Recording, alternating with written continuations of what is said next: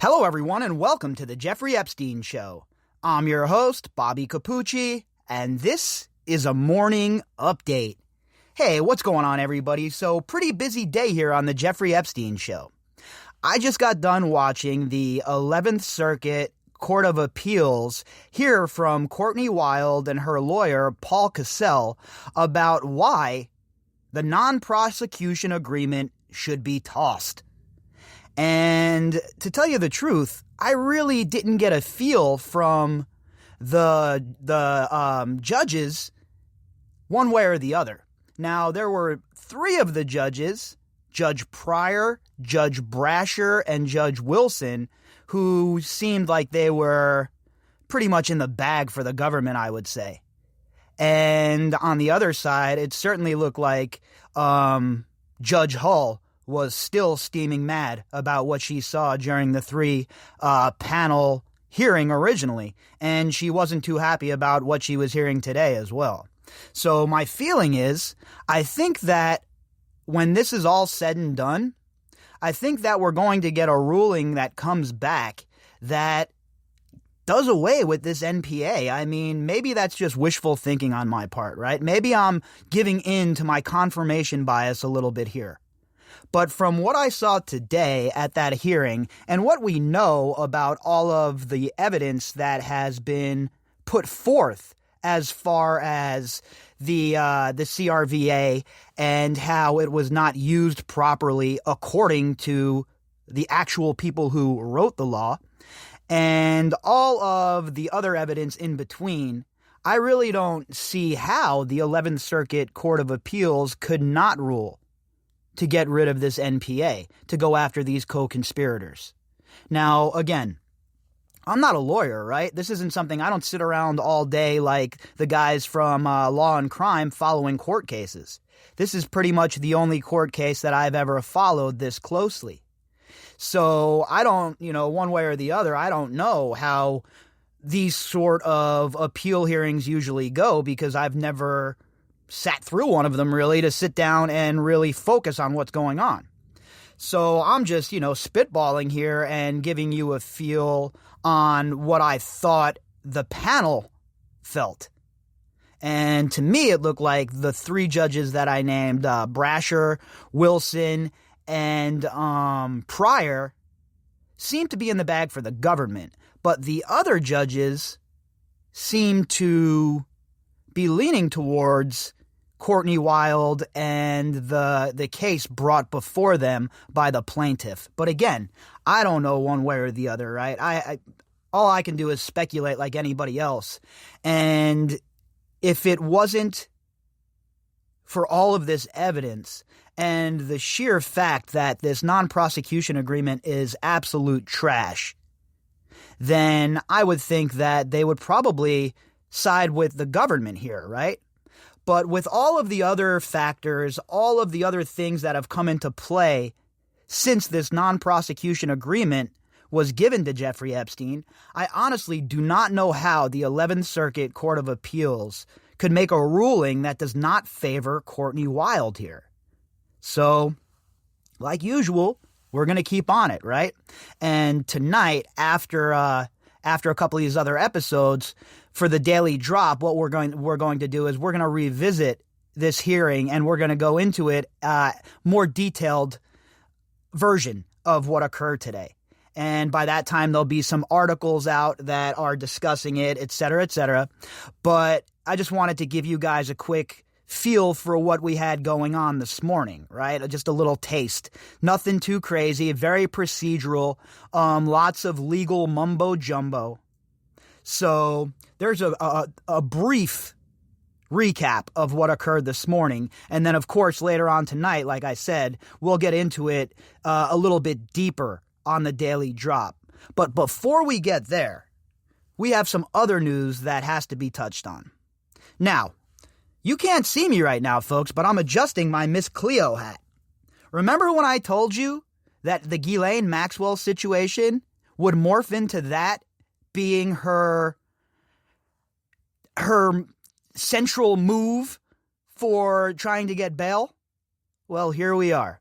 Ghislaine Maxwell has used her COVID scare as a lever for her to try and get bail once again, just like I told you she was going to do.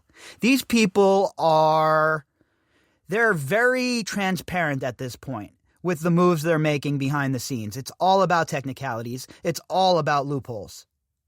And we saw that today with the 11th Circuit. The government isn't saying that the NPA is bad or that it shouldn't be there. They're using technicalities to keep it in place. Because, again, the means justifies the end. What, the government's going to want to take away some power from themselves in the future? Of course not. That has to be pried out of their hands.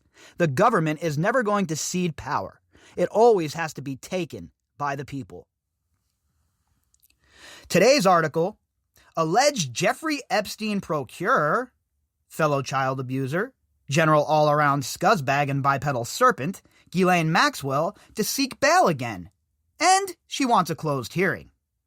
This article was published by Dan Mangan. Now, I told you guys from the jump this was going to happen. There was zero doubt that she was going to use this COVID scare as a vehicle to try and get bail. And here we are. It's always the same story with these rich people. It is always about technicalities. It's not about guilt or innocence. It's about how much power I have, how much money I have, and then how much that money and power turns in to me being able to use that as a wedge to make sure that I get off on some sort of technicality. It's not about being guilty or innocent. It's obvious these people are guilty. I mean, in my opinion anyway, from all of the evidence that we have provided to us, from all of the eyewitness accounts, from all of the young girls in Palm Beach. Let's forget about all of for a second, okay? Let's just put to the side. I shouldn't say forget about. Let's put to the side all of the more publicized accusations against Epstein. And let's just talk about what happened in Palm Beach when this initial investigation occurred with all of the high school girls. That alone should put this son of a bitch under the prison for the rest of his life. It should have initiated right away no sort of NPA, but the government worked against these survivors at every turn. And they kept on doing that even after this first trial. So if you put to the side all of the accounts that have been well publicized and like Filthy Rich and the ones we talk about all the time, and you just talk about what happened in that Palm Beach school, that's enough to send all of these people to prison for the rest of their lives. The only thing stopping that is this non-prosecution agreement that was given out illegally, in my opinion, and which is now about to get kneecapped, hopefully, by the 11th Circuit Court of Appeals. And as far as a closed hearing, zero chance. Really? So the public has no interest in what's going on here? The public has no interest in the Just Us department once again screwing us? Yeah, sorry, this needs to be public. Ghislaine Maxwell, the British socialite, co-conspirator, general all-around scuzzbag, fellow child abuser, and bipedal serpent, accused of procuring young girls to be abused by sex criminal and pedophile Jeffrey Epstein, will again seek bail in her criminal case and wants related court hearings conducted out of sight of reporters, survivors, and the public, federal prosecutors revealed Wednesday. Now, why in the hell would they acquiesce to any of that shit? Furthermore, why would a judge? Again, people talk about, Ghislaine Maxwell, she's not being treated well. She's getting a flashlight in her eyes every 15 minutes. She doesn't have a bra. Well, first of all, I don't know if any of those accusations are even true or correct, right? They might be, but they might not be. So we're going to take Ghislaine Maxwell's legal team at their word. Now, you might want to do that. Me personally, I am not. Ghislaine Maxwell is getting preferential treatment right now in this jail.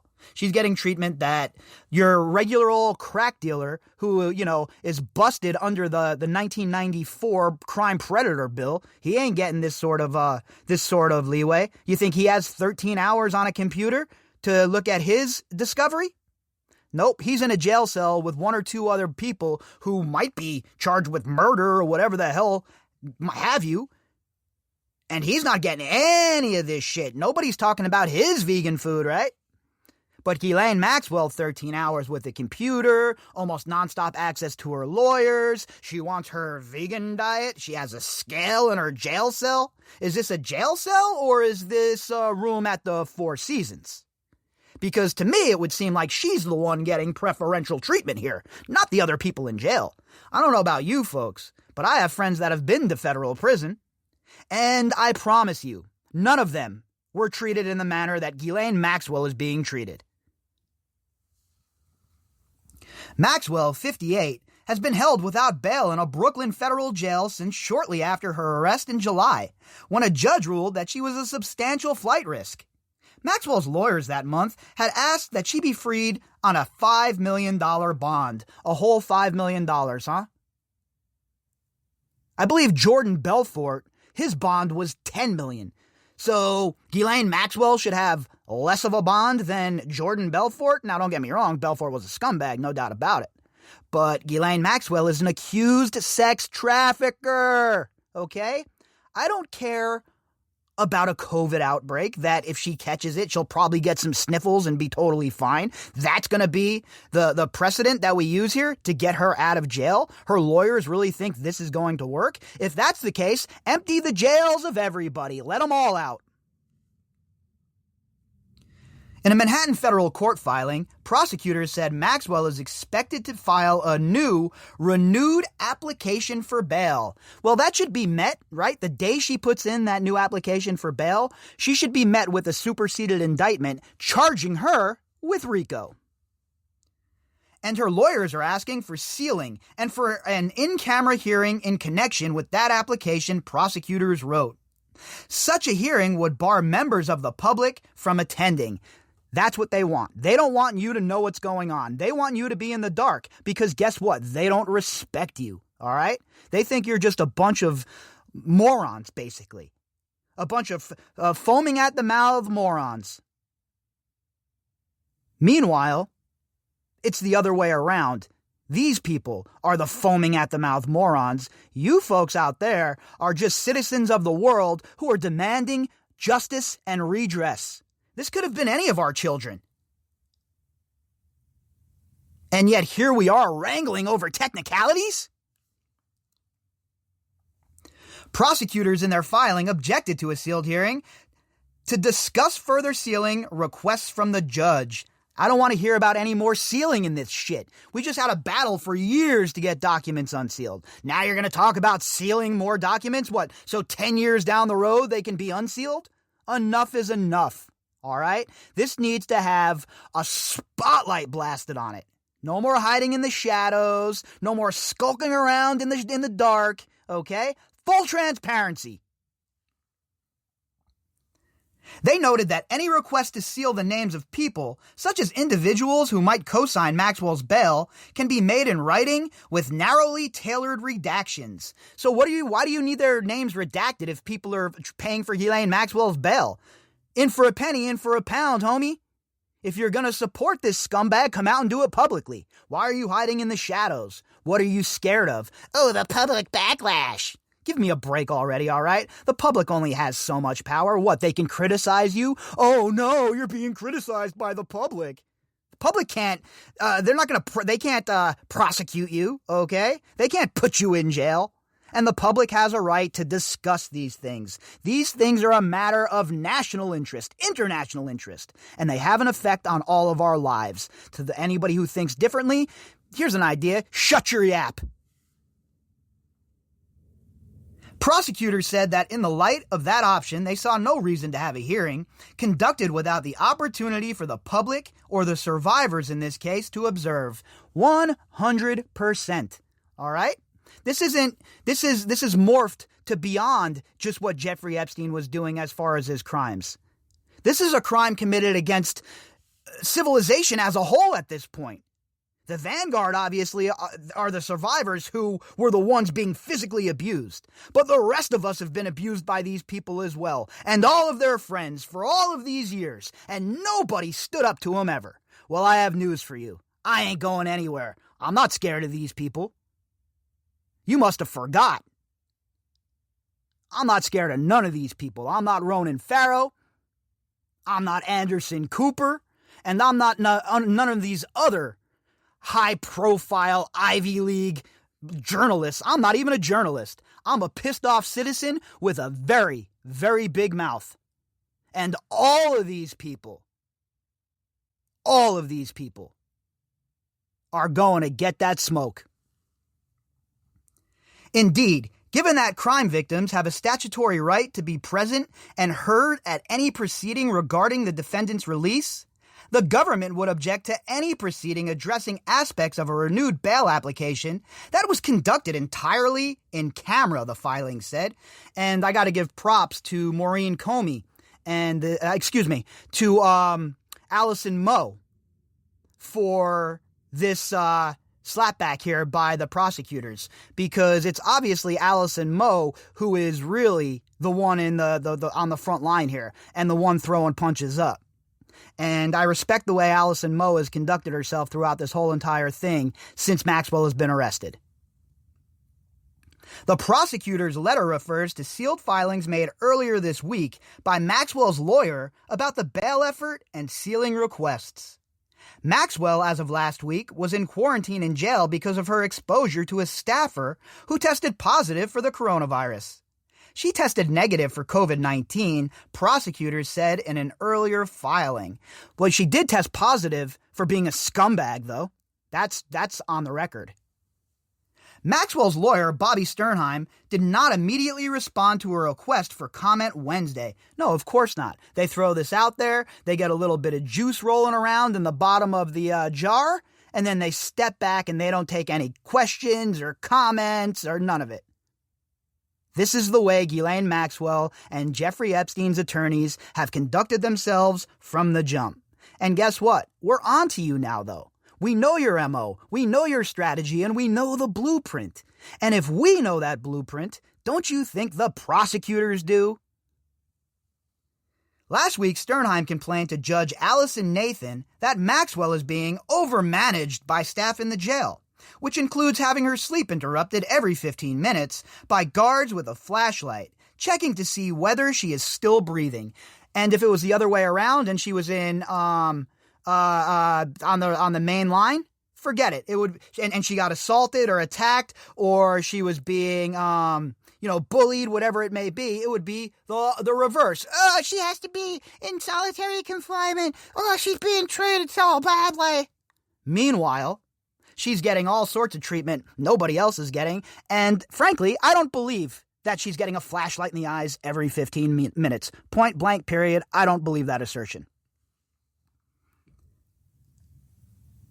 Sternheim also said Maxwell is not being given enough time to review documents related to her criminal case and to prepare the defense of her life. What exactly is Maxwell going to do? Is she a lawyer? Is she have some sort of law skills that she learned down on her yellow submarine underneath the island that nobody knows about? Is she some sort of great jurist and she went to Oxford and then Harvard and she's this lawyer? Nobody has any clue how powerful and smart she is? Is that what's going on? Isn't it the lawyer's job to go through the discovery? Meanwhile, she has 13 hours a day, a computer, yada, yada, yada. This dog, Miss Sternheim, does not hunt.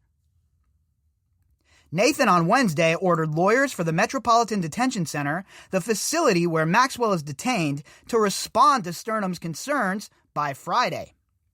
Maxwell faces charges related to her alleged recruitment and grooming of several underage girls to be sexually abused by the wealthy money manager, pedophile, Epstein in the 1990s.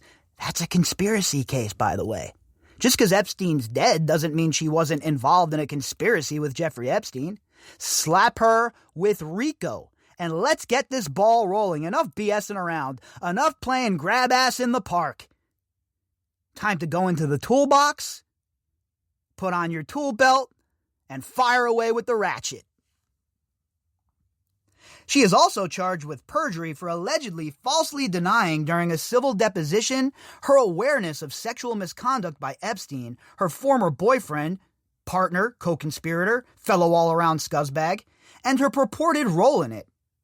She was arrested almost exactly a year to the day after Epstein's own arrest on federal child sex trafficking charges at a $1 million hideaway in New Hampshire. Must be nice. $1 million hideaways, not answering questions, ducking and dodging depositions, flying planes all over the place, flying helicopters all over the place, hanging out in your submarine, talking at the UN, hanging out with Jeff Bezos. Meanwhile, all of these survivors are trying to pick up the pieces.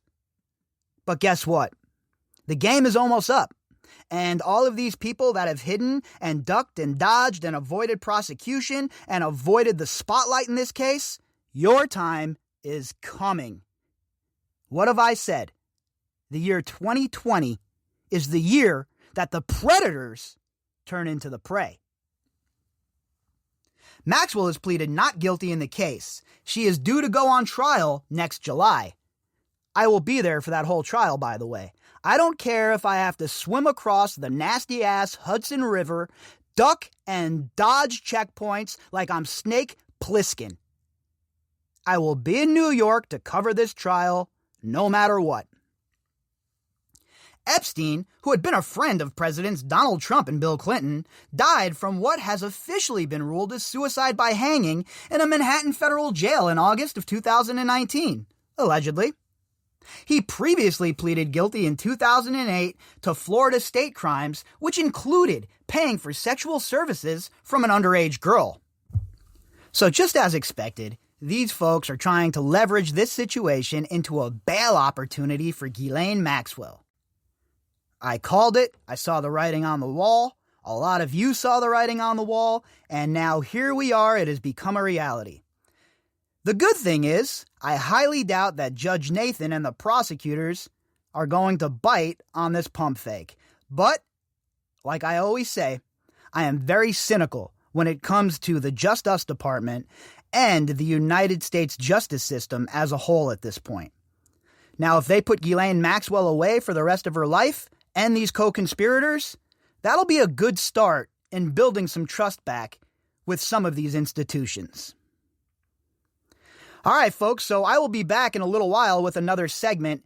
We'll be talking about how Doug Band, one of Bill Clinton's very good friends and a bagman for the Clintons for a very long time, has also stated how Bill Clinton was on Jeffrey Epstein's island, once again establishing Bill Clinton is a big, fat, disgusting liar.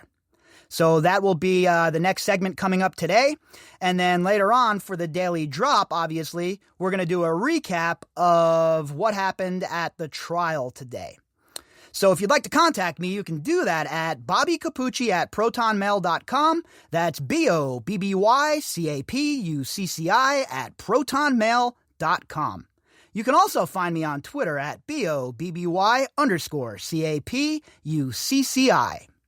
All of the links that go with this episode can be found in the description box. I've also added the GoFundMe link back to the description. Some folks were asking about that, if I still had the GoFundMe active, and I most certainly do. So that link is also added to the description box. All right, folks, I will be back in a little while with another segment. I hope you all have a fantastic day.